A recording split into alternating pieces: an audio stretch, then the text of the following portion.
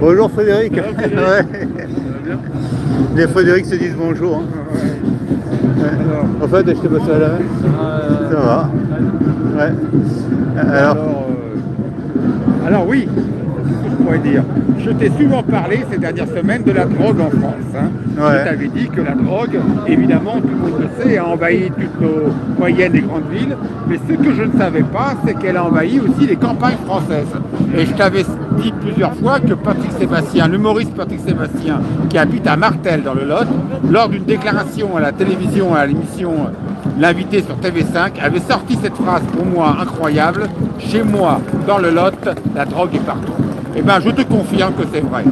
La gendarmerie française, on n'est pas chez les complotistes, hein. La gendarmerie française a rendu un rapport où elle dit que depuis 10 ans en France, dans les campagnes, le trafic de stupéfiants a augmenté de 67%.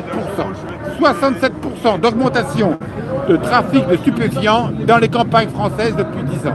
Donc voilà, tout ce que je te disais est vrai. Malheureusement, la drogue a envahi tout le territoire français et pas seulement les moyennes et les grandes villes. Voilà.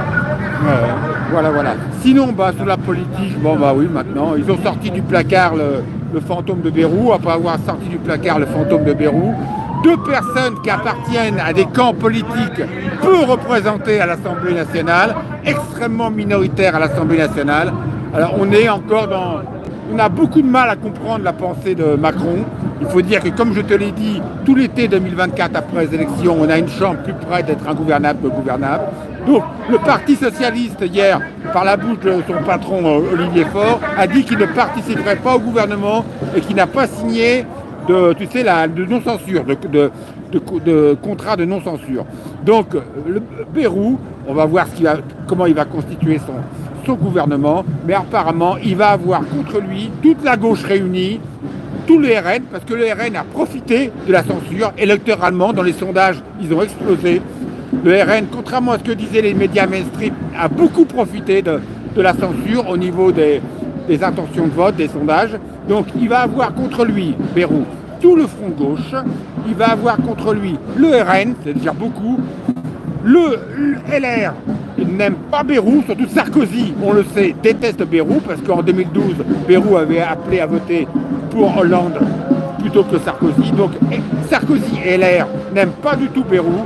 Quant au camp macroniste, évidemment, ils seront présents au gouvernement, mais il y en a 3-4, comme je t'ai toujours dit, il y en a 3-4 qui ont des ambitions présidentielles dans le camp macroniste, et ils ne vont pas faire de cadeau à Bayrou, à mon avis. Hein. Ils vont le soutenir comme la corde soutient le pendule. Hein. Voilà, donc politiquement, on n'en est pas sorti. Hein. On a une chambre qui est plus près d'être ingouvernable que gouvernable, et Bayrou est menacé d'être renversé comme Barnier dans les prochains mois. Faut voir, wait and see. Hein. Mais bon, c'est le même cas de figure que Barnier. Hein. Voilà. Dans une conjoncture économique, comme je te le dis tous les samedis, qui est très difficile pour la France. Ah oui, il y a eu une déclaration cette semaine du patron des patrons, du patron du MEDEF. Pas un complotiste, hein. Il s'appelle Patrick Martin. Il a dit textuellement que la France était entrée en légère récession. Il a utilisé le terme légère récession. À mon avis, on est en récession, on n'est pas en légère récession. Hein. Parce que le petit chouïa de croissance qu'on a, 0,6% d'après le CDE, c'est une croissance à crédit sous perfusion du déficit public et de la dette publique est énorme. Hein. Donc, ça va être difficile pour la France. On risque pas des records de faillite d'entreprises en France en ce moment. Bon, faut dire qu'on passe après la période du Covid, où tout était arrêté, stoppé, où il y avait les aides du gouvernement, le prêt garanti, mais il y a des records de faillite d'entreprises en France et en Allemagne aussi. Hein. Voilà. Les transactions immobilières ont baissé de 20% depuis un an. 20% en un an, c'est énorme. Hein. Donc voilà, il est à craindre malheureusement pour l'année 2025. Encore beaucoup de faillites d'entreprises et beaucoup d'industries en France et en Allemagne qui ferment. On est dans une conjoncture très difficile. En plus, comme je te l'ai dit la dernière fois, on a un alignement des planètes qui n'est pas bon pour la France. On a une croissance économique dans le monde qui ralentit. On a en Allemagne une récession. pour des raisons que j'ai déjà évoquées. Ça c'est grave. L'Allemagne, qui est le moteur de la croissance économique en Europe, est en récession. Aussi premier client et premier fournisseur de la France. Et le troisième alignement des planètes qui n'est pas bon, c'est Trump. Hein. Parce que Trump, tout le monde parle beaucoup de Trump. Attendons de voir ce qu'il va faire. Hein. Parce qu'on dit beaucoup de choses. Il va faire sortir tel ou tel scandale. Bon, voyons, il faut attendre pour voir. Il va hériter d'une situation qui n'est pas facile. L'endettement privé et public des Américains, de l'Amérique est hors norme et hors de tout contrôle. Et l'espérance de vie recule aux États-Unis. Donc on va voir ce qu'il va pouvoir faire, mais en tout état de cause, Trump ne fera pas de cadeau à l'Europe. Hein. D'abord l'Europe, ils s'en foutent de l'Europe, ce qui l'inquiète c'est l'Asie et la Chine. Mais en tout état de cause, il ne fera pas de cadeau, il ne va pas nous faire de cadeau. C'est America First, c'est le business avant tout. Donc il risque d'augmenter les droits de douane, de renchérir la guerre commerciale. Et comme l'a dit Philippe Combaz il y a quelques semaines, il risque de vouloir attirer aux États-Unis des industries en Europe, des industries européennes. Il risque de faire venir aux États-Unis des industries européennes, du moins celles qui restent, à cause du prix de l'énergie, le coût de l'énergie qui est beaucoup moins cher aux États-Unis qu'en Europe. Voilà. Donc on n'est pas dans une bonne dynamique en ce moment, on voit tant de si. Hein. Voilà, pour 2025, on n'est pas dans une bonne dynamique. On a une crise économique, on a une instabilité politique.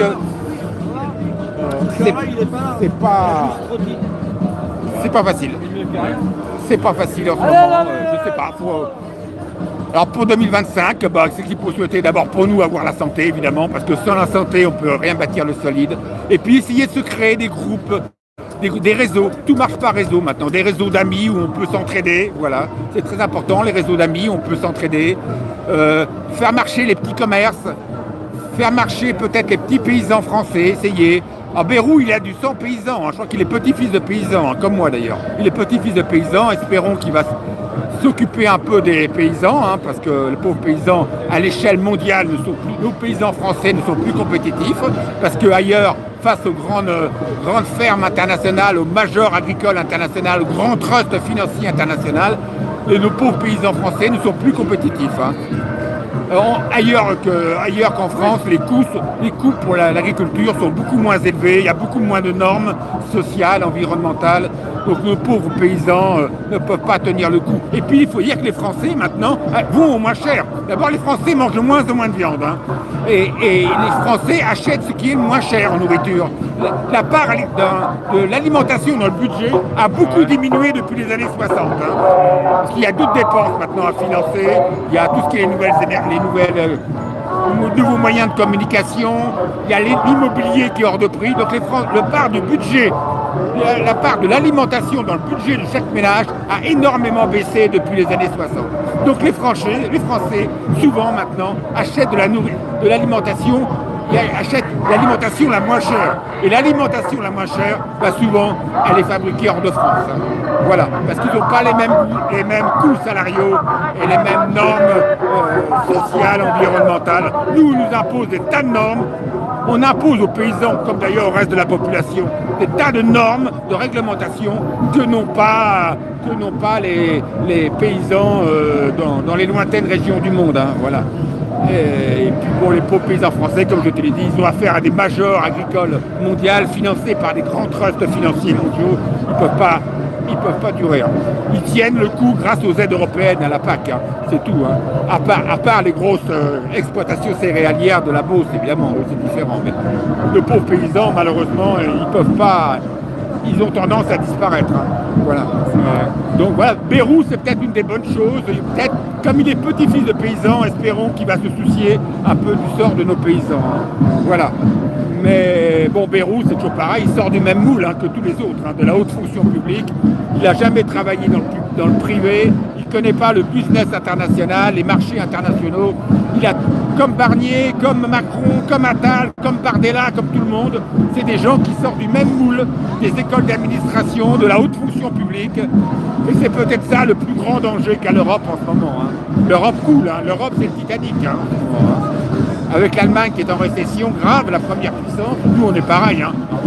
L'Europe elle se tire une balle dans le pied, notamment avec véhicules électriques qui veulent le Oui, faire passer. c'est les écolos allemands qui ont imposé ça, hein. La fin du nucléaire et la fin du moteur Mais thermique. c'est du sabotage, quoi. Oui, bien sûr. Les écolos en Allemagne sont responsables en partie de la déchéance, de la décadence de leur pays. Qui aurait cru ça il y a 10 ou 20 ans, que l'Allemagne serait en récession avec 8 trimestres en croissance? C'était inimaginable il y a 10 ans ou 20 ans en arrière, hein. Bon, il y a d'autres raisons aussi, hein. Il y a le vieillissement de la population. Tous les pays où il y a une population vieillissante, c'est les pays où il y a peu ou pas de croissance. Il y a la concurrence évidemment industrielle et économique de la Chine et de l'Inde, mais surtout de la Chine, hein, voilà, qui fabrique des produits technologiques et industriels beaucoup moins chers que l'Allemagne. Enfin, il y a différentes raisons qui expliquent que l'Allemagne, et puis ils sont privés du gaz russe bon marché évidemment, hein. Ça aussi ça les a achevés, ça, hein. Privés du gaz russe bon marché pour leur industrie, obligés d'acheter du gaz ailleurs beaucoup plus cher. Voilà, que c'est la CIA qui a fait exploser les gazoducs russes, hein. Et ça, je comprends pas que les services secrets allemands, les services secrets français ont laissé faire, hein, parce que ça a coulé l'Allemagne, ça contribue à couler l'Allemagne et ça a coulé l'Europe, hein. L'Europe, c'est le Titanic en ce moment. Ils sont peut-être à la botte, hein. Ouais, bah oui, ils sont à la botte. Ils sont à la botte des Américains. Mais on n'a pas d'amis, hein, dans le commerce international, dans les relations internationales, on n'a pas d'amis, hein. D'ailleurs, Clémenceau disait, en politique, on n'a pas d'amis. Mais on n'a pas d'amis, l'Allemagne, c'est pas notre ami, hein. Si elle peut nous mettre des coups de poignard dans le dos, elle nous mettra des coups de poignard dans le dos, l'Allemagne, hein. Ils espionnaient le téléphone de Hollande il y a quelques années, les Allemands, le service secret allemand. On n'a pas d'amis dans le business international. On n'a que des partenaires. Oui, on a des partenaires, mais on n'a pas d'amis. On n'a pas d'amis, hein, c'est pas. Et puis le couple franco-allemand, ça a été inventé en France, cette expression. Ouais. Va en Allemagne, parle aux Allemands du couple franco-allemand, ils vont pas comprendre ce que tu Les racontes. Allemands diront la femme c'est la France. Ouais. Ouais. Ça, c'est une légende qui a été véhiculée en France, hein. Le couple franco-allemand, ça n'a jamais existé en Allemagne, hein. Les Allemands ne voient que leurs intérêts propres, hein. Voilà, ça n'a jamais existé, cette histoire de couple en Allemagne, du couple franco-allemand. Ça a été inventé par les médias français, les journalistes français qui feraient bien de sortir un peu de Paris, des rives de la Seine, et d'aller voir un peu comment c'est ailleurs, hein, voilà. On voit tout le temps les mêmes journalistes maintenant. Quand j'étais remarqué dans les médias, ils tournent tout le temps. T'as Bruce Toussaint, t'as Scolo, comment il s'appelle, Scotto, je sais plus comment il s'appelle. Ça va me revenir. Ils sont virés d'une chaîne, le mois suivant, tu les vois dans une autre chaîne. C'est un tourniquet, il faut le tour du tourniquet. Tu vois tout le temps les mêmes journalistes, voilà, qui feraient bien. Il y a aussi comment il s'appelle, Benjamin Duhamel, un fils d'eux, hein, qui est Alain Duhamel, hein. Alors lui, il est rentré dans le gruyère pour 50 ans, lui, hein, bourrage de crâne pendant 50 ans, hein. On a plus de chances de le rencontrer dans les grandes brasseries du boulevard Montparnasse que dans une salle de sport, lui, hein, disons. Il est bien gros, il est bien gras, il est jeune, mais il a une tête de vieux. Donc pendant 50 ans, on a le droit du bourrage de crâne de la part de Benjamin Duhamel, journaliste à BFM. Et là, Pauline de Malesherbes aussi, qu'est-ce qu'elle est désagréable, cette femme. Quelqu'un m'a dit qu'elle habitait aux Invalides. Bah dis donc, moi j'ai pas les moyens d'habiter aux Invalides. Tu m'étonnes qu'elle défend pas les intérêts du peuple, hein. Tous ces journalistes parisiens, il faudrait bien d'abord de créer leur entreprise. Ne serait-ce que créer une entreprise, ils verraient que c'est compliqué de créer son entreprise, hein. Les impôts, les charges, les normes, les réglementations. C'est difficile de créer son entreprise en France, de la faire prospérer. Ben, il faudrait bien, je ne sais pas, de construire un bateau de leurs mains. C'est prodigieux de construire un bateau de ses mains, de le faire naviguer sous la mer. Il ferait bien de construire une maison de leurs mains. Il ferait bien voir comment vivent les populations autochtones du monde, notamment fréquenter les pygmées d'Afrique. Les derniers, ça va être très enrichissant intellectuellement, hein, je pense, franchement. Ce qu'ils pourraient essayer de faire, c'est piloter un bateau, notamment le Titanic, par exemple. Ouais, vu que l'Europe, c'est le Titanic. Ces gens-là vivent dans leur moule parisien. Il ferait bien de sortir un peu des rives de la Seine et d'aller voir comment c'est ailleurs. Ça les enrichirait intellectuellement, hein. Voilà, c'est toujours le même discours, c'est toujours les mêmes têtes qu'on voit. En politique, c'est pareil. Barnier, Pérou, c'est toujours les mêmes têtes qu'on voit, hein. Des gens qui ont tous du même moule, qui sortent tous des hautes écoles d'administration, qui ont fait toute leur carrière dans la haute administration française. Voilà, donc on tourne en rond maintenant.